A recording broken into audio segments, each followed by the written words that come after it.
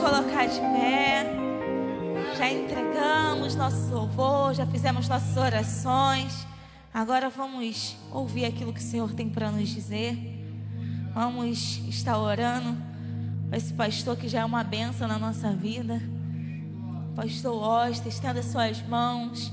Ore pela casa dele, ore pela família dele. Da mesma bênção que você quer que chegue no seu lar, da mesma forma que você ora pelo seu lar, vamos orar pela casa do nosso irmão. Amém? Senhor, a Ti é toda a honra, toda a glória e todo o louvor, Pai.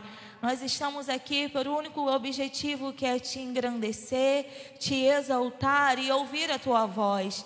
E agora, Pai, chegou esse momento de ouvirmos aquilo que o Senhor tem para nos dizer, Senhor, por meio do Teu Filho, aquilo que o Senhor já tem ministrado, tem inspirado, tem falado ao coração dele, tem ensinado ao longo do caminho, Senhor, porque eu sei que o Senhor primeiro ministra, faz a gente viver, conhecer aquilo que o Senhor tem ministrado, para daí, Senhor, entregar. E eu sei que o Senhor tem feito na vida do Teu Filho, Pai.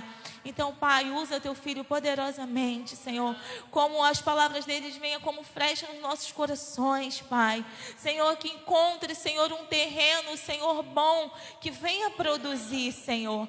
Eu te peço, Senhor, tira a distração da nossa mente, tira, Senhor, tudo aquilo que possa, Senhor, roubar a nossa atenção de ouvir a Tua voz, e fala, Senhor, os nossos corações. Nós abençoamos, Pai, a casa dele, Senhor, a esposa, abençoamos o filho, abençoamos, Pai, tudo que ele carrega, tudo que o Senhor tem dado, Senhor, para o Teu filho, tem entregue nas mãos dele. Nós abençoamos no nome de Jesus, porque é o Senhor que faz todas as coisas, Pai. Toma o lugar que é seu e fala, Pai, porque nós queremos e precisamos Te ouvir. Eu oro em nome de Jesus. Amém.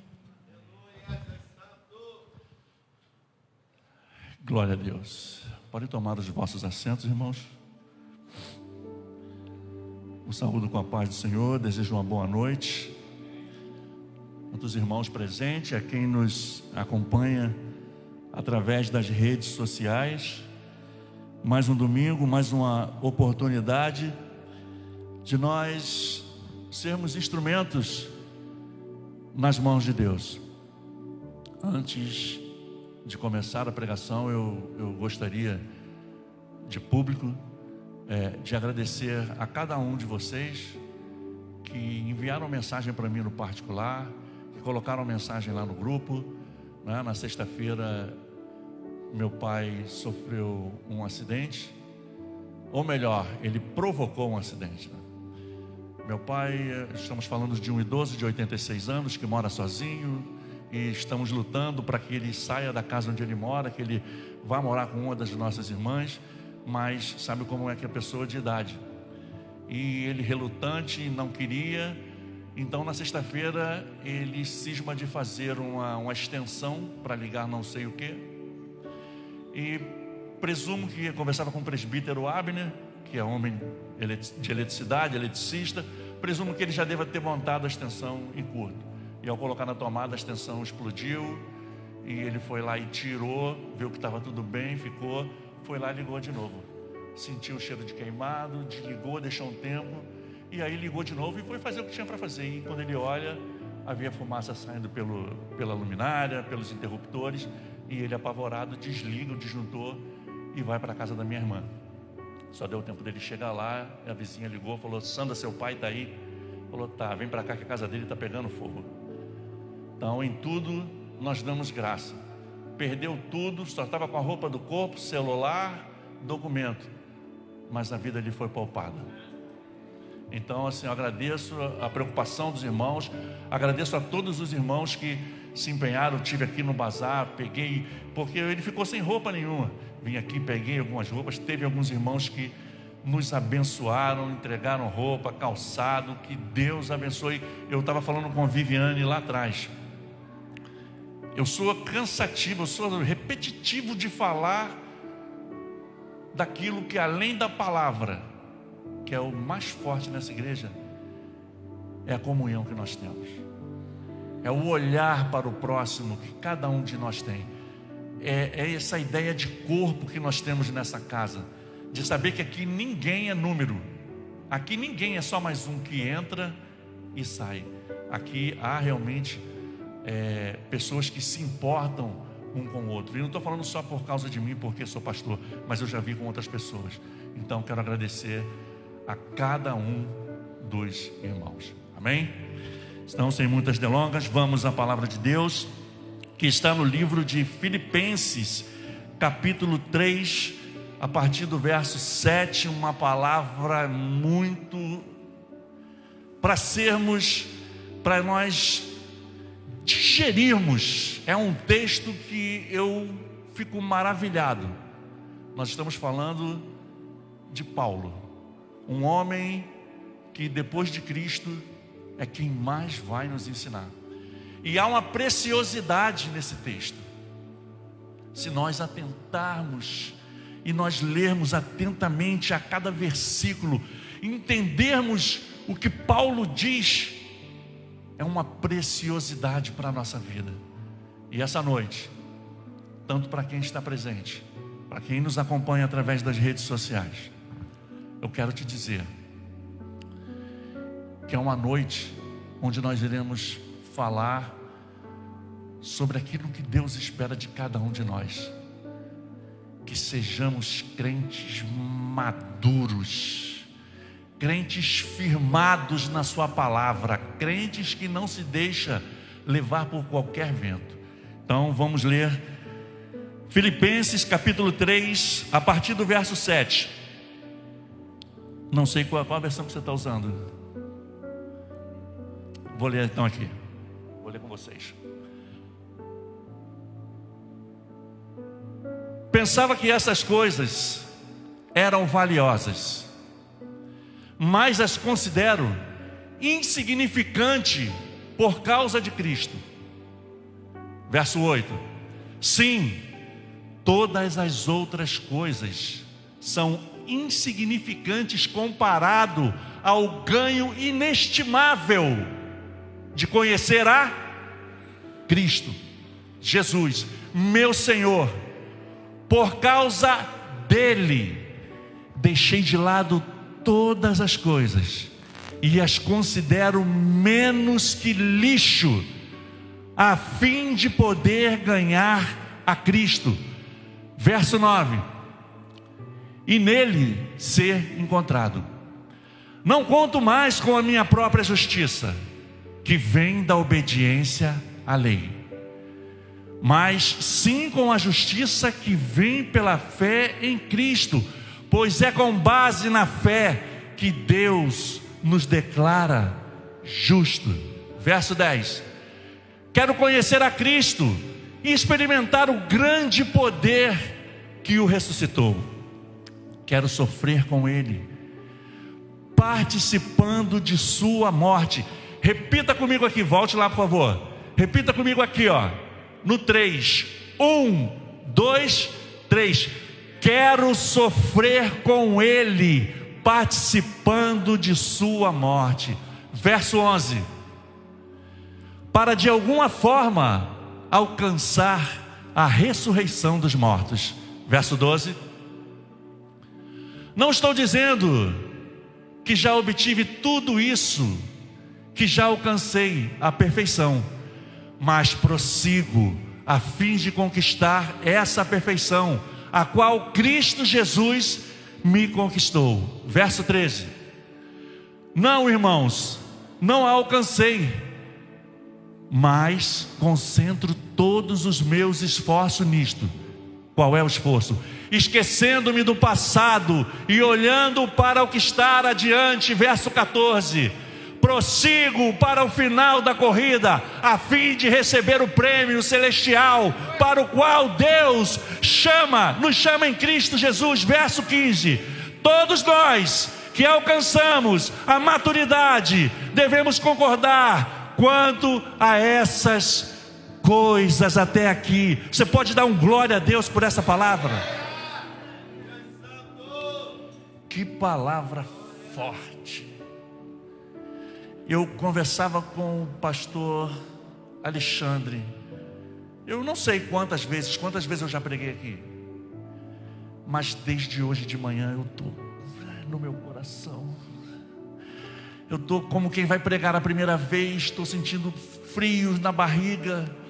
Enquanto a missionária Verônica orava, meu corpo tremia. O Senhor está querendo falar aos nossos corações.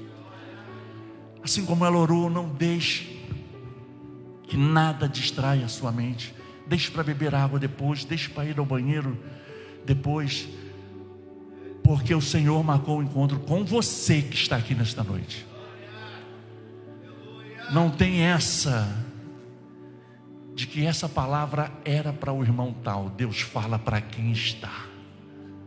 Deus ministra para quem está na casa. Essa noite, segundo essa palavra que Deus colocou no meu coração, eu queria trazer uma palavra para a igreja de algo. É uma construção que nós estamos passando desde o início do ano. Cada pregador que vem aqui, cada mensagem, parece que uma é sequência da outra. Eu estava em casa, eu ouvi um pedaço do culto, eu não consigo chegar a tempo aqui às quartas-feiras. Eu escutei o pastor Marcelo falando a respeito do terreno lá do lado da Chatuba, e uma certa feita eu passei com Tereza, eu falei a mesma coisa. E hoje eu falava ali da frente, quando eu cheguei com a missionária Viviane, com a diaconisa Viviane, e dessa coisa de gostar de estar aqui, dessa comunhão. E eu falei, parece um egoísmo, às vezes dá vontade, porque a gente sabe que a família quanto maior, mais ela tende a ter problema. E dá uma vontade que tem, é de que a igreja não cresça, que fica isso aqui, esse ambiente gostoso, de que nós vivamos como vivia a igreja primitiva, onde todos tinham tudo em comum, porque isso é gostoso demais. Mas nós não podemos ter esse pensamento. E eu falei para ela, cabe para ela e para a Jéssica, cabe a cada um de nós, mesmo que a igreja cresça. Quem chega tem que encontrar esse ambiente, tem que encontrar essa liturgia no nosso meio, tem que encontrar essa cultura no nosso meio, de ter um olhar para o próximo. Mas isso nós só vamos conseguir com maturidade.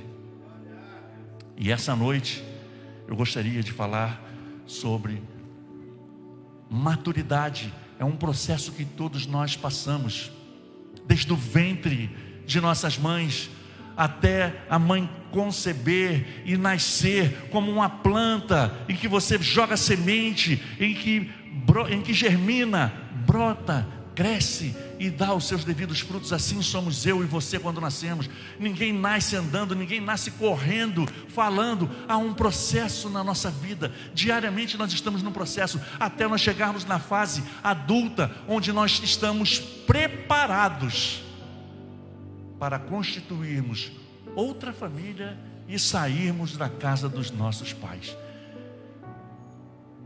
Gente imatura não casa. Se casar, não dura muito tempo. Casamento não é para gente imatura. Vida com Cristo não é para gente imatura. Nós acabamos de ler. Tamires, eu vou te pedir para você colocar aqui. É revista corrigida minha, que eu vou ler, a minha tradução é diferente da que você colocou. E nos dado momento aqui, nós vamos voltar aqui à leitura. Eu queria começar dizendo que a maturidade ela não está em tempo de igreja. Nós bem sabemos que há pessoas com tempos, com anos de igreja, mas são meninos na fé. Agem, se comportam como meninos na fé. Então, maturidade espiritual não tem nada a ver com o tempo de igreja. Maturidade fala disso que Paulo acabou de relatar aqui em Filipenses 3, a partir do verso 7. Fala de entender qual é o propósito de Cristo para as nossas vidas e entendermos qual é o propósito da vida eterna e o que temos que fazer para alcançarmos essa vida eterna. Porque sem maturidade nós não conseguimos chegar até o propósito da vida eterna. Quanto mais maduro, menos o crente se importa com as coisas do mundo. Quanto mais maduro, menos se importa com as coisas do mundo. Há pessoas tão preocupadas de como vão ser aceitas. Há pessoas preocupadas por serem rejeitadas, não estão entendendo o propósito de Deus na vida delas. Há pessoas que tudo o que querem é serem somente compreendidas, esquecendo do propósito de Deus.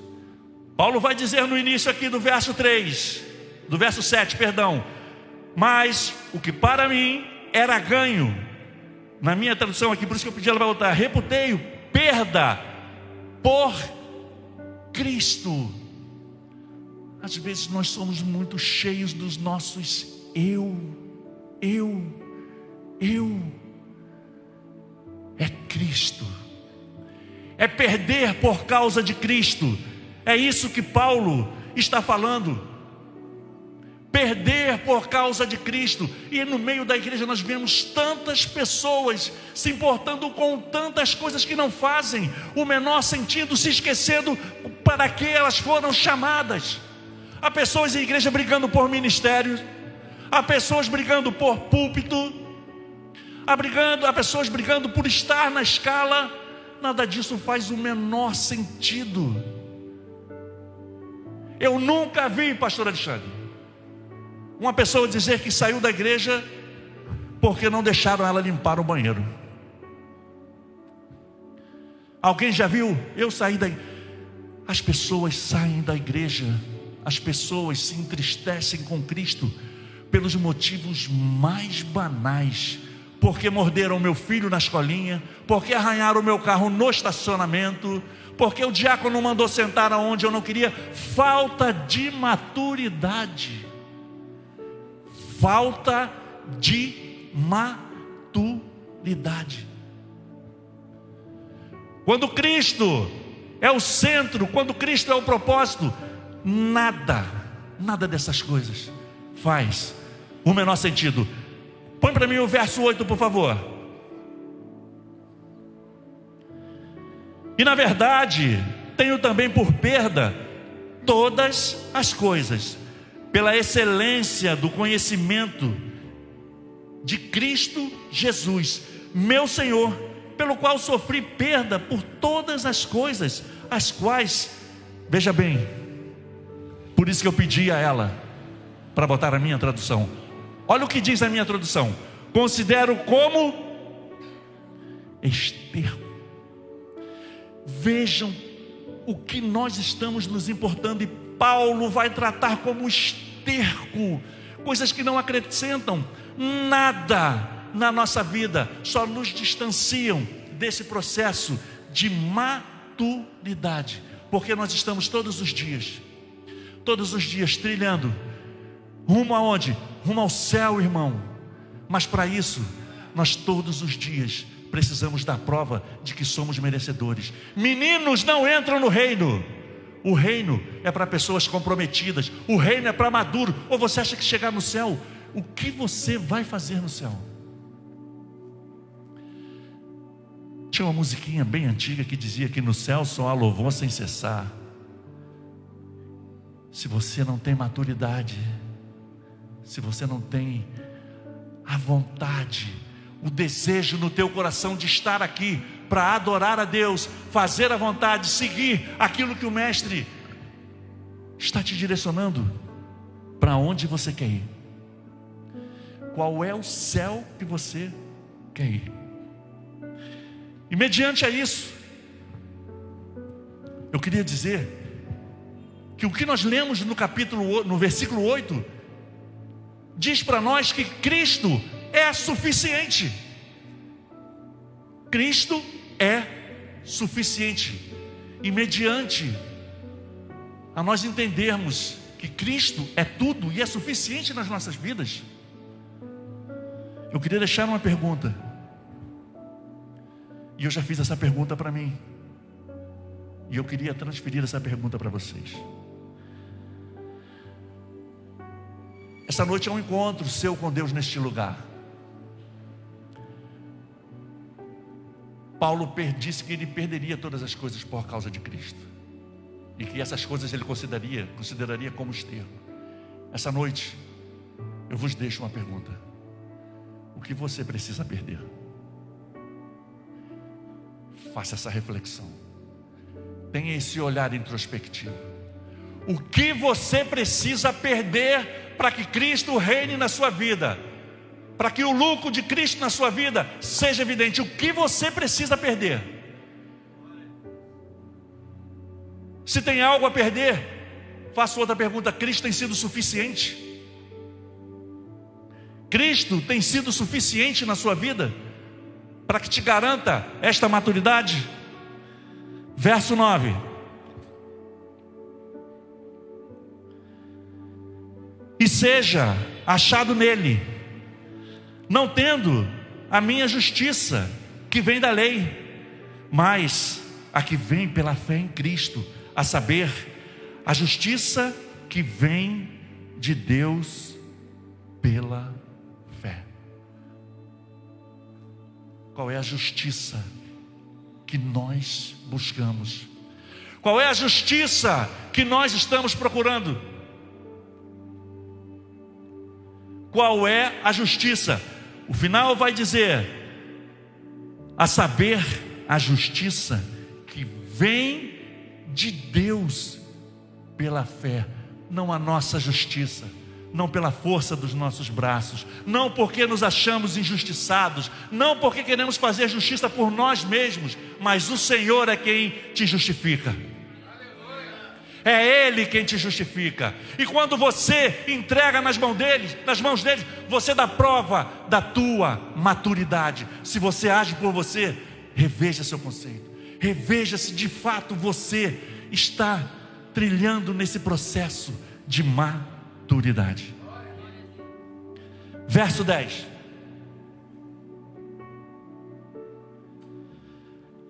para conhecê-lo e a virtude de sua ressurreição e a comunicação de suas aflições, sendo feito conforme a sua morte. Essa noite é uma noite de grandes questionamentos para nós entendermos se somos de fato maduros, se queremos essa maturidade, se estamos distantes dessa maturidade. E eu queria fazer uma outra pergunta, e repito, já fiz a mim mesmo: o que nós estamos buscando em Deus? O que você está buscando em Deus? O que te move para que você esteja aqui todo domingo às 18 horas, às quartas-feiras às 19h30, as mulheres à segunda-feira, os homens lá em cima com Valdes, quem faz o discipulado? Qual é o objetivo? O que te move para que você esteja aqui nesse lugar? O que você está buscando em Deus? É um encontro social? Aqui é um encontro social? Eu acredito que cada um de nós que cruzamos aquelas portas temos a plena consciência de que não. É uma busca de uma maneira, de uma satisfação para uma sociedade, para uma comunidade que sabia quem eu era e vê quem eu sou agora, que eu não ando mais nos caminhos nos quais eu andava. É uma busca simplesmente para eu me sentir bem em um momento emotivo, emocional? Ou é uma busca para nós herdarmos a vida eterna em Cristo Jesus? Se esse não for o teu motivo, a tua motivação, ela está errada. Você não está entendendo o propósito que Paulo diz de perder tudo para ganhar Cristo.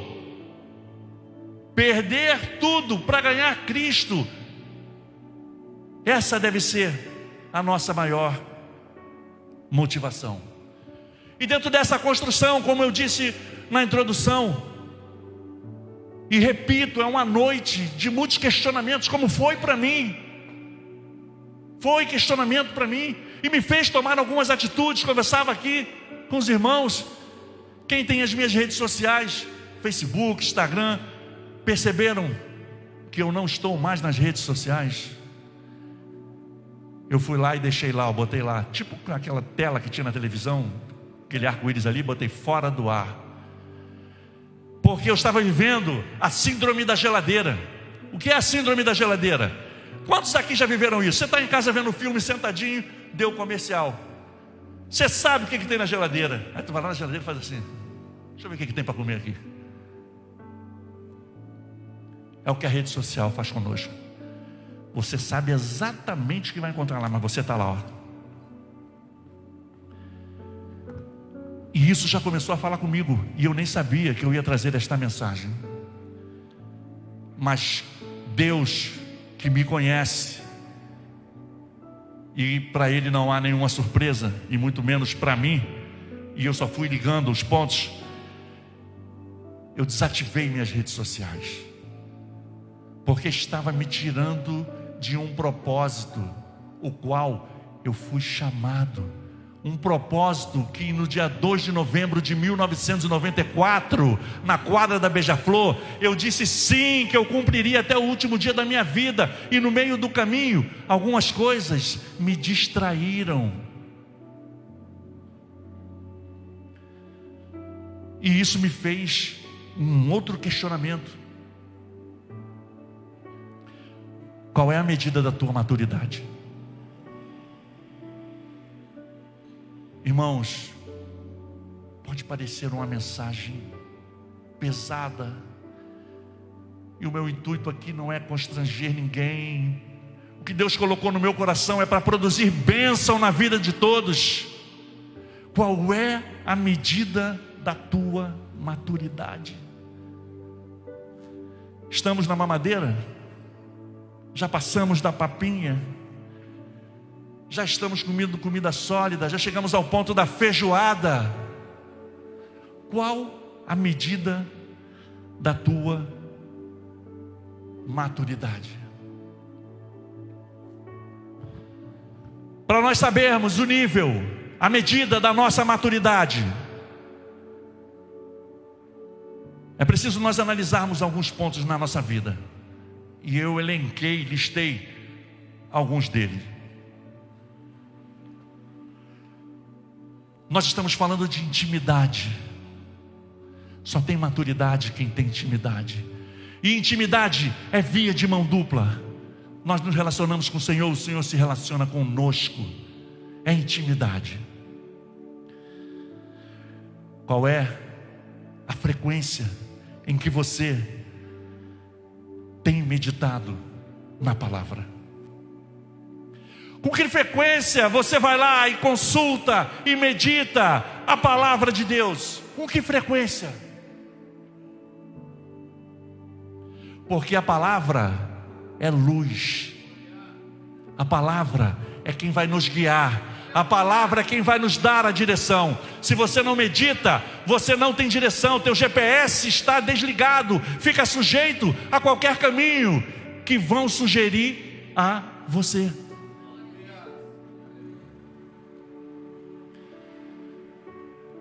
Segundo ponto.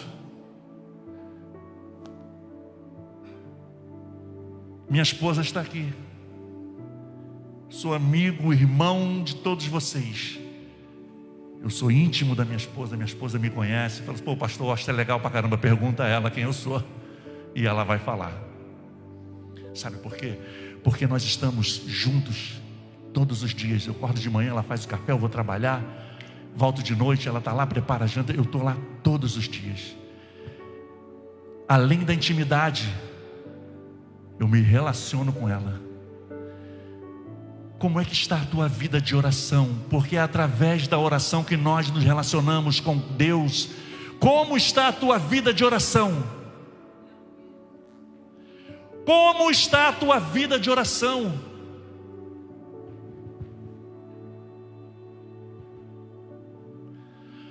Como é que está a tua comunhão? E é algo que eu tenho batido e tenho amado estar nesse lugar. Você, como é que está a comunhão com teu irmão? Como é que está a tua comunhão com o Pai? Isso tudo, gente, Nós estamos falando de intimidade. São requisitos para que nós tenhamos intimidade com a outra pessoa. Como é que está a tua adoração? Ou você só adora a Deus quando está aqui no templo? Quantas vezes você se aproximou de Deus, não para pedir, mas só para agradecer, só para orar de noite, não pedir nada, agradecer. Senhor, obrigado. Senhor, eu te louvo. Senhor, eu te amo. Tu és o Deus da minha vida. Senhor, guarda-me todos os dias, guarda minha família, guarda minha casa, leva-me, traz em segurança para o meu trabalho. Eu te louvo, Senhor, porque o Senhor tem feito isso todos os dias. E todas as vezes que eu falo a respeito de adoração, eu já falei isso aqui uma vez e eu vou repetir. Jesus tinha 12 discípulos. 3 lhe eram mais chegados, mas só tinha um que ele recostava a cabeça no peito do mestre, e o que ele ouvia era as batidas do coração. Será que você tem essa intimidade? Será que você tem? Será que você quer essa comunhão? Será que você tem essa maturidade de ter esse relacionamento com o Senhor, de não pedir, Senhor, hoje eu não quero te pedir nada, hoje eu só quero te agradecer, eu só quero ouvir as batidas do teu coração, saber que o Senhor se relaciona comigo e eu com o Senhor.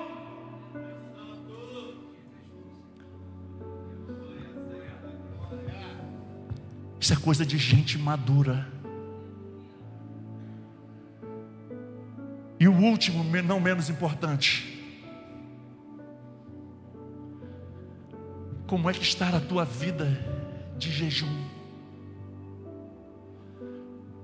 Quantas vezes você tem jejuado? Por qual finalidade você tem jejuado? O jejum, ele é para a nossa própria vida.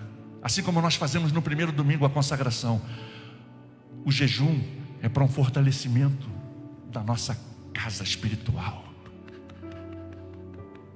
de nós nos aquebrantarmos, nos esvaziarmos de nós mesmos, nos enchermos do Senhor. É para isso que nós abrimos mão do nosso alimento, é para isso que nós jejuamos. E isso tudo vai resultar numa disciplina espiritual. Você tem uma disciplina espiritual? Nós estamos tendo essa disciplina espiritual concernente a tudo que foi elencado nesta noite. Repito, é uma noite para nos chacoalhar, é uma noite para nos fazer entender aquilo que Deus quer de mim e de você.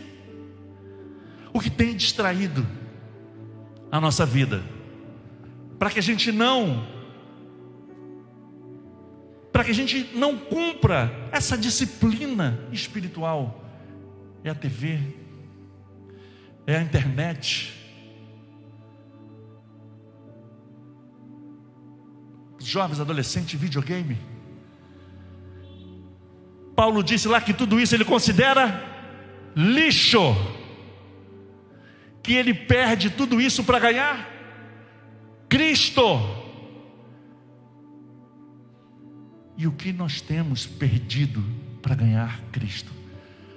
Nos importamos com tantas outras coisas que nada tem a ver com o reino, que não acrescenta nada e que nos tira da direção do reino, nos tira da direção do reino, nos tira da direção do propósito, faz com que a gente se mostre para Deus seres imaturos. Seres imaturos. E como nós temos feito a manutenção dessa disciplina espiritual? Será que nós somos crentes somente aqui na igreja? Será que o nosso culto é somente aqui na igreja, onde nós chegamos, temos a comunhão com os irmãos, onde nós ouvimos os louvores, chegamos aqui no momento do dízimo, da oferta, seguindo a liturgia, a palavra, a bênção apostólica e vamos embora para casa? Será que é essa a vontade dessa disciplina espiritual que Deus deseja para mim e para você?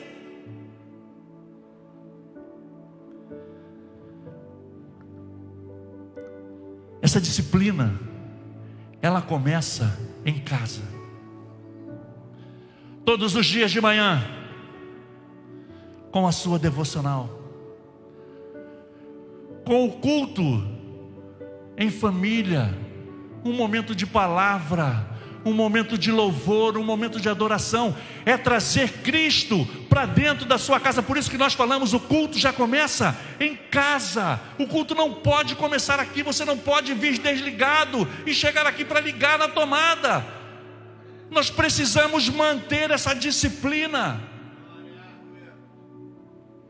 Ou nós vamos nos alimentar no domingo e vai chegar na segunda, vamos para o trabalho, vamos esperar somente alguns, como é o meu caso, só no domingo, para nos alimentarmos de novo só no domingo. E a comunhão? E a comunhão com o Senhor? E a oração? E aí eu pergunto, isso é prova de maturidade? Gente madura, espiritualmente, age dessa maneira?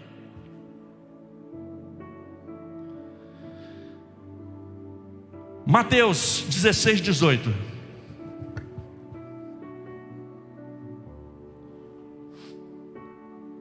Isso eu vou ler aí com você.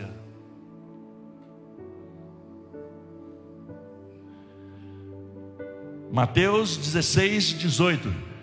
Pois também eu te digo que tu és Pedro, sobre esta pedra edificarei a minha igreja, e as portas do inferno não prevalecerão contra ela.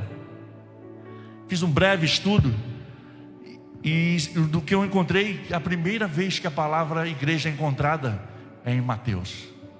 O professor está aqui, é isso, professor? Que no seu sentido original é eclésia. Eclésia, que é assembleia ou reunião. O que nós estamos fazendo aqui? Irmãos, nós estamos aqui numa assembleia. É a assembleia dos justos, dos santos. É isso que é a igreja. Mas para que a igreja foi estabelecida? Para que a igreja foi estabelecida? Para disseminar o projeto. Qual é o projeto? Cristo. E como nós vamos disseminar o processo se nós não temos maturidade? Como nós vamos falar de Cristo se não somos maduros? Como nós vamos dar prova da nossa própria vida sem maturidade? É por isso que o Senhor colocou esta palavra no meu coração. É por isso que essa igreja vem falando de nós nos enchermos, vem falando de nós estarmos cheios, de buscarmos a presença. E agora essa palavra de nós termos maturidade para darmos continuidade a tudo o que os outros pastores já vieram atrás pregando. É como se Deus estivesse falando, eu vou consolidar agora as coisas que eu venho falando através da boca dos pastores. É uma noite para nós nos consolidarmos. É uma noite para nós estabelecermos pilares firmes na palavra, na nossa vida espiritual. De entender quem nós somos, o que o reino representa, o que nós precisamos deixar e para onde nós precisamos avançar. A igreja, ela é composta de pessoas que entenderam o propósito de Cristo. Cada um de nós entendemos qual é o propósito de Cristo. Todos nós estamos aqui por causa de um só propósito: ter o nome escrito no livro da vida.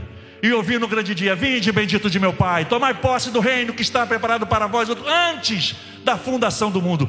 Esse deve ser o maior propósito do crente: almejar a vida eterna em Cristo Jesus. Mas imaturo não dá. Imaturo você não vai. E isso não sou eu quem diz, é a própria palavra. É a própria palavra. A igreja são pessoas que entenderam o propósito, como eu disse. É onde se reúnem os santos. Quem aqui é santo? Quem aqui é santo? Amém. Não tem essa de dizer: não, santo é Deus, eu sou santo. Sede santo porque eu sou santo. O próprio Senhor fala: sede santo porque eu sou santo. E existe santificação sem maturidade.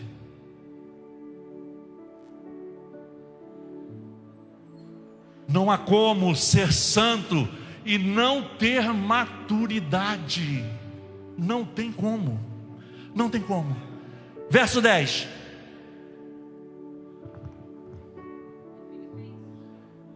Perdão.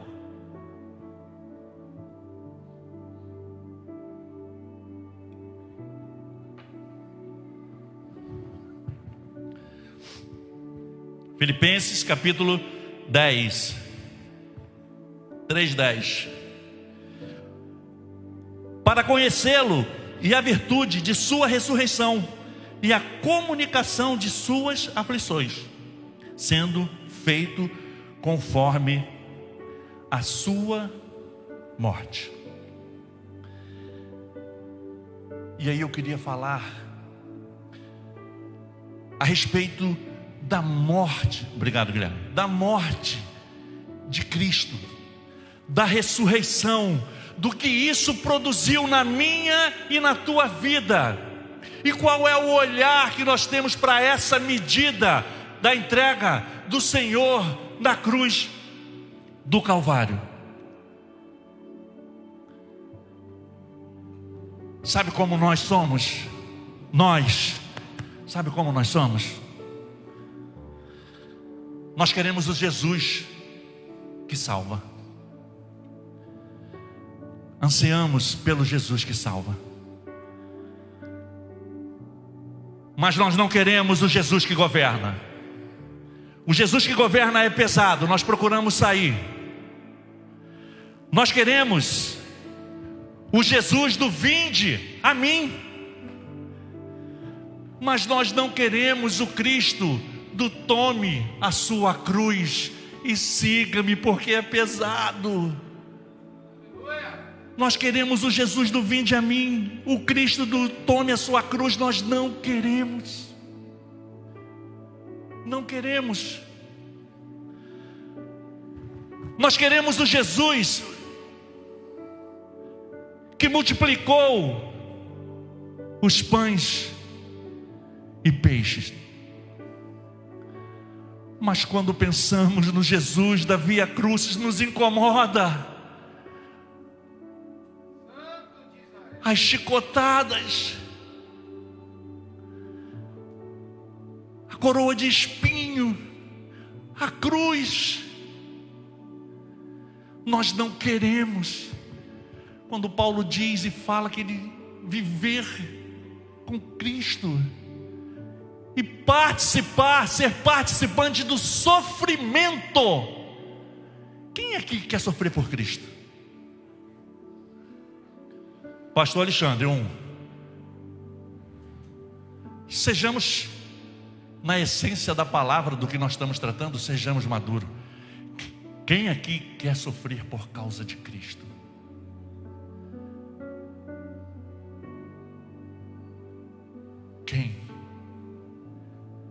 Quem está disposto a morrer por causa de Cristo, entendendo que a morte com Cristo é lucro, como diz Paulo?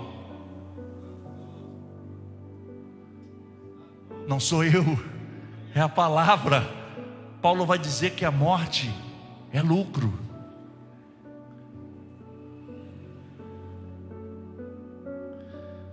Verso 11, por favor.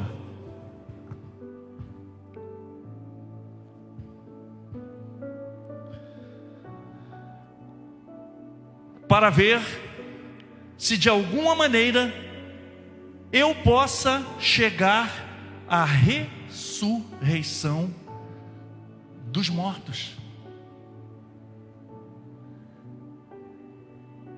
Estamos preparados para que possamos participar da ressurreição dos mortos? É necessário abrirmos mão de nós mesmos, deixar para trás o que para trás precisa ficar, olharmos para Cristo como o autor e consumador da nossa fé, saber e entender, porque dele, para ele, por ele são todas as coisas. Todas as coisas, não somente algumas. Por ele, para ele, por ele são todas as coisas. É disso que fala. Para ver se de alguma maneira eu possa chegar à ressurreição dos mortos. Aquele dia que o Senhor descerá dos céus para buscar todos aqueles que estão com o nome escrito no livro da vida. Participar da ressurreição.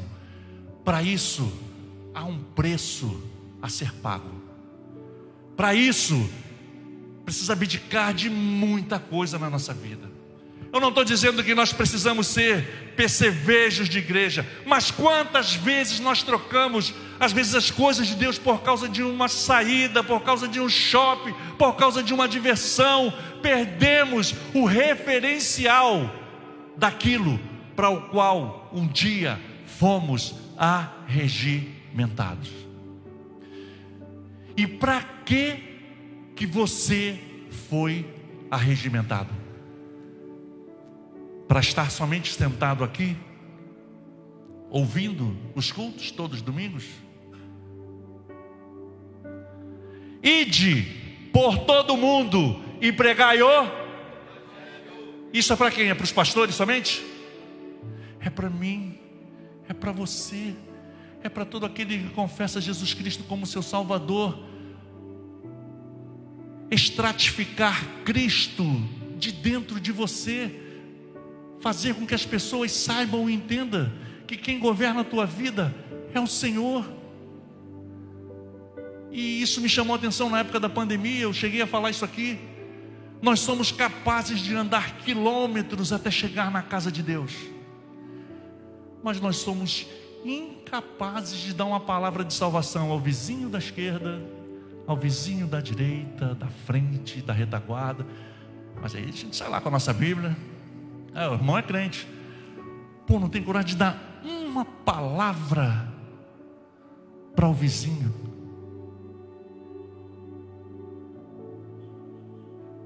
Quem somos nós? Qual o nosso nível de maturidade? Somos maduros de fato? Estamos no tempo da maturação? Estamos verdes? Estamos de vez como fruta na árvore? Ou ainda estamos germinando, nem brotamos?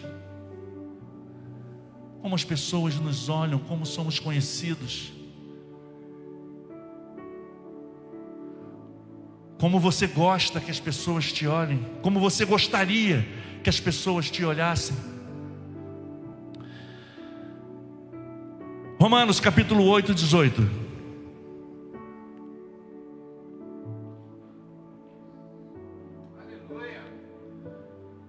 Romanos capítulo 8, 18. Porque para mim tenho por certo que as aflições desse tempo presente não serão para comparar a glória que em nós há de ser revelada. É o sofrimento que produz peso de glória. É sofrer por Cristo e entender. Porque para mim tenho por certo que as aflições desse tempo presente não são para comparar com a glória que em nós há de ser revelada. Aí é onde está o mistério da maturidade. Porque nós não vemos a eternidade, nós não vemos o Senhor, nós não vemos as ruas de ouro. É pela fé, é pela entrega, é por entender que precisa ser maduro para herdar a vida eterna.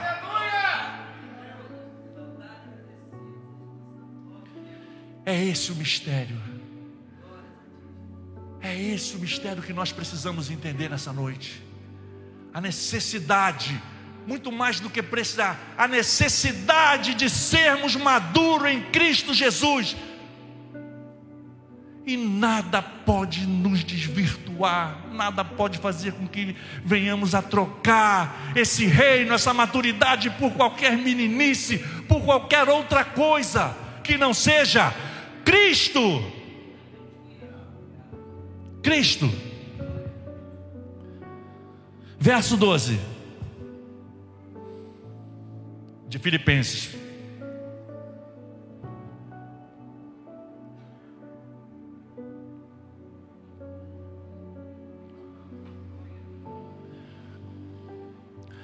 Não que já tenha alcançado, ou que seja perfeito, mas prossigo para alcançar aquilo para que fui também preso por Cristo Jesus. Não que já a tenha alcançado. O que? A perfeição, a maturidade. Gente, nós estamos falando de Paulo. Nós estamos falando de Paulo. Ou que seja perfeito, mas prossigo para alcançar aquilo para o que também fui preso por causa de Jesus. Entende em que Paulo, ele não bate no peito como o bam, mas ele diz que ele está no caminho. Paulo está marchando. Paulo está indo em direção a um fortalecimento espiritual, a um crescimento espiritual, entendendo que é Cristo, que não é ele, que não é nada dele, que não vem dele, mas é Cristo, e que ele precisa largar todas as coisas para ganhar Cristo. E o que nós temos largado para ganhar Cristo? Paulo foi preso. Nenhum de nós fomos presos por causa do Evangelho, nenhum de nós sofremos por causa do Evangelho. E às vezes negociamos nossa fé, às vezes negociamos a nossa estadia na igreja, às vezes negociamos a oração na hora de dormir, às vezes negociamos a leitura da palavra, às vezes negociamos um prato de quitute pelo nosso jejum. É pesado. É pesado. Porque nos traz uma reflexão acerca de nós mesmos. E eu canso de dizer todas as vezes em que Deus me pega e eu saio feliz porque contraria minha carne. Evangelho que não me contraria não me leva a lugar nenhum. Evangelho de meia verdade produz meia salvação. Meia salvação não nos leva para a vida eterna. Nos meus textos eu boto aquela hashtag lá, e é justamente o que está acontecendo nessa noite. E eu espero que você esteja com o coração como uma terra arada, adubada, que a semente vai cair e que vai produzir esse fruto. Eu costumo botar nas minhas hashtags: dói, mas transforma. Só doer por doer não faz sentido. Precisa doer para transformar. precisa doer para arrancarmos de nós o que precisa ser arrancado, para que Cristo reine na nossa vida.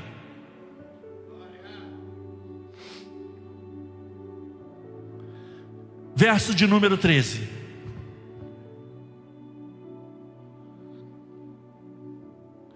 Irmãos, quanto a mim, não julgo que já tenha alcançado, mas uma coisa faço, e é que, esquecendo-me das coisas que para trás ficam, e avançando para que estão diante de mim. O que você precisou deixar para trás para seguir a Cristo? Ou o que você, no secreto, no íntimo do seu coração, ainda tem agarrado, que precisa se desvencilhar para que Cristo reine na sua vida? É sobre isso que Paulo está falando, de deixar para trás aquilo que precisa ficar, aquilo que te impede de caminhar, aquilo que te impede de te apresentar com mãos limpas e vestes santas diante do teu Senhor.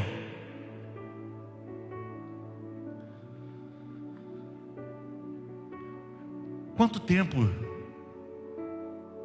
nós levamos para essa maturidade? Não há um tempo. Até o Senhor nos chamar, nós precisamos todos os dias cuidar da manutenção dessa maturidade. O tempo é hoje, o tempo é agora, de crescermos, de sermos maduros na fé, para que quando o dia mau chegue, você não balance, para que quando a adversidade chegue, você encare ela na força do Senhor. E é o próprio Senhor quem promete isso. E hoje nós conversávamos, eu e o pastor Alexandre, a respeito disso.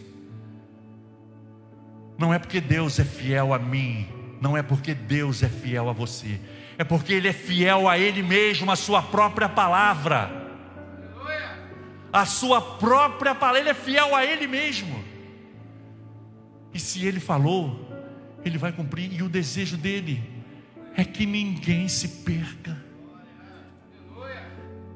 E eu pergunto, será que você ainda quer viver nessa zona de conforto? Zona de conforto é excelente, mas não cresce nada. Zona de conforto não cresce nada. Quanto tempo levamos para sermos crente maduro? É lógico que a gente não está cobrando de um recém-convertido. É um processo. Nós não podemos submeter a um recém-convertido a queimar etapas da sua vida espiritual. Há um processo de escalonamento, se assim podemos dizer, na sua vida espiritual. Mas nós que já temos 2, 3, 4, 5, 6, 7, 8, 28 anos de evangelho, estou no tempo. Uma coisa é importante nós salientarmos: ninguém passou do tempo. Sempre há tempo para o amadurecimento, sempre. Sempre há tempo para o amadurecimento. Basta querer ser maduro. Basta querer ser maduro. Verso 14. Nós estamos destrinchando o que nós lemos. Prossigo para o alvo, pelo prêmio da soberana vocação de Deus em Cristo Jesus. E esse é um termo muito usado, do vocacionado. O pastor é vocacionado ao ministério da palavra. O que é ter aptidão para a coisa. Mas repare da palavra antes da vocação. O prêmio da soberana não é nossa, é dele. É o soberano quem quer nos vocacionar. É o soberano.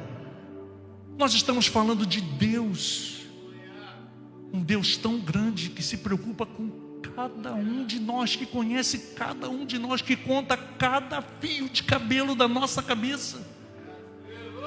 E nós temos um Deus que se importa conosco e nós não o retribuímos. Nós não temos fidelidade a Ele a ponto de sermos imaturos.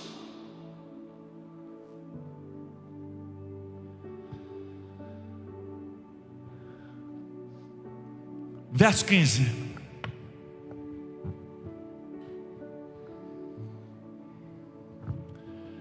Pelo que todos quantos já somos perfeitos, sintamos isto mesmo. E se sentis alguma coisa de outra maneira, também Deus vô-lo revelará. Deus há de revelar. Nós já estamos finalizando, mas essa é uma noite de grandes questionamentos. Hoje eu encontrei uma pessoa pela manhã e me deixou muito feliz. A pessoa disse que estaria aqui nessa noite, e ela está. E eu disse a essa pessoa que eu iria pregar hoje. Ele falou assim: eu sei. Eu falei, a palavra que eu vou trazer, eu espero que ela fale ao seu coração. Não foi uma palavra preparada porque você está aqui. Foi uma palavra que Deus já havia colocado no meu coração.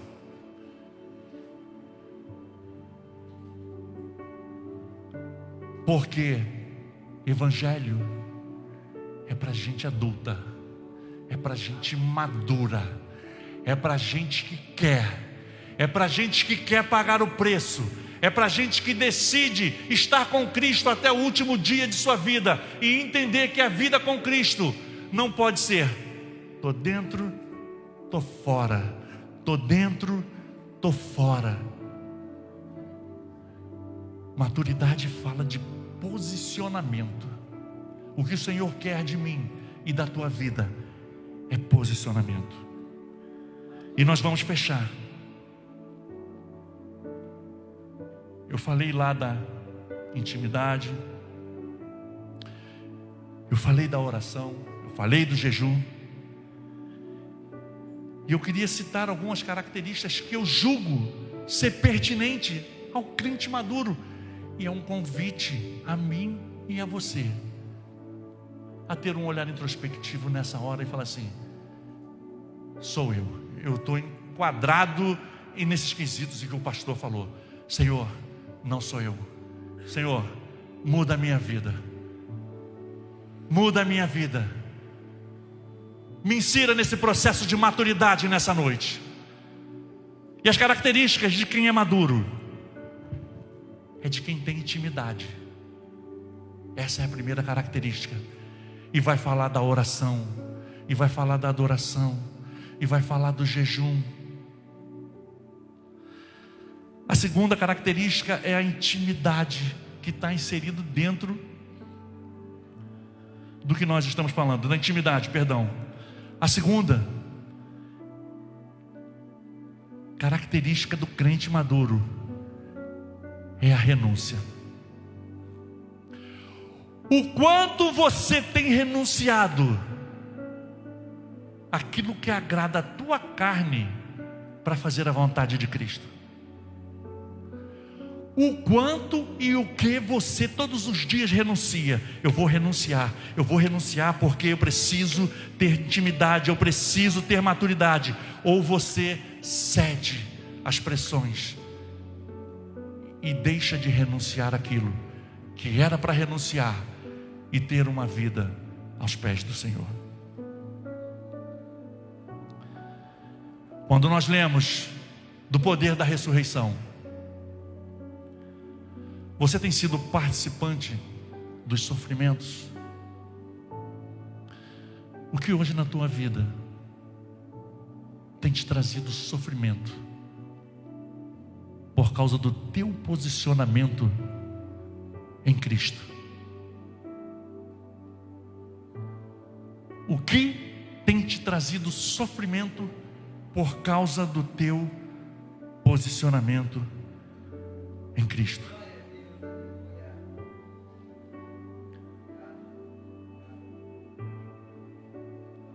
E a última característica: o crente maduro é aquele que não carrega consigo nenhuma sombra do passado. Que você tem na sua vida hoje, que você olha e diz: essa é uma marca do passado, é uma cicatriz,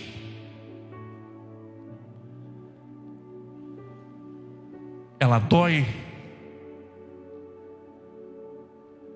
porque nem toda cicatriz ela traz dor, mas toda cicatriz te faz lembrar do evento. Se você chegar aqui e falar: pastor, vem correndo aqui, dá-lhe uma cabeçada nessa parede, eu vou. 5 pontos na cabeça, vai ficar a cicatriz. Os anos vão passar e alguém vai chegar para mim: pastor, você tem coragem de vir aqui dar uma cabeçada? Não, não dói mais, mas eu sei o quanto foi ruim. O que do seu passado precisa ser deixado nessa noite, para que você alcance a maturidade em Cristo?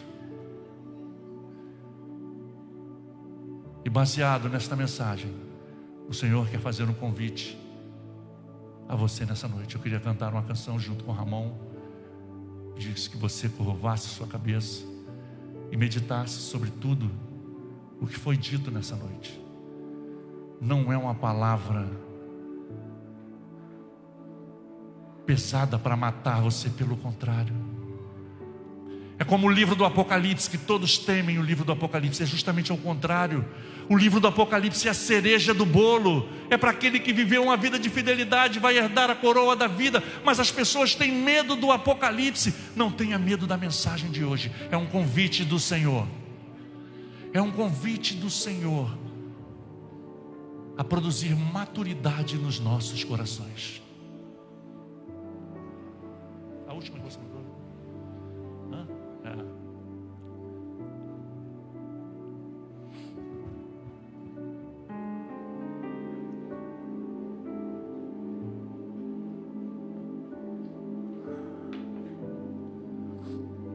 Glórias a Deus.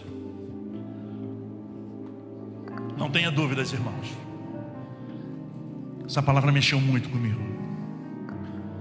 Porque se vocês acharam duro, eu também achei duro. E eu vou voltar no que eu falei. Evangelho que não me contraria não me leva a lugar nenhum. Evangelho que não me contraria não me leva a lugar nenhum. Tem um pastor nas redes sociais em que, se você entrar, os maiores seguidores daquele pastor são pessoas mundanas. Se o meu evangelho não aborrece e agrada ao mundo, a minha pregação está furada. Se a minha pregação agrada ao mundo, tem vários artistas que seguem ele. A Xuxa é uma delas. Você entra nos amigos, nos comentários, em quem curtiu, só artista. Que pregação é essa? Que pregação é essa? Aí você pega uma pregação que te traz uma consciência, que te chama ao arrependimento. Ninguém curte. Ninguém curte a tua mensagem. Eu tenho experiência com isso, com os meus devocionais. Sabe por quê? Porque nós queremos o vinde a mim. Nós queremos: venham, que Deus tem uma bênção para você. Mas nós não queremos a pregação de João Batista: arrependei-vos. Nós não queremos. De João Batista não. Cantemos nessa noite.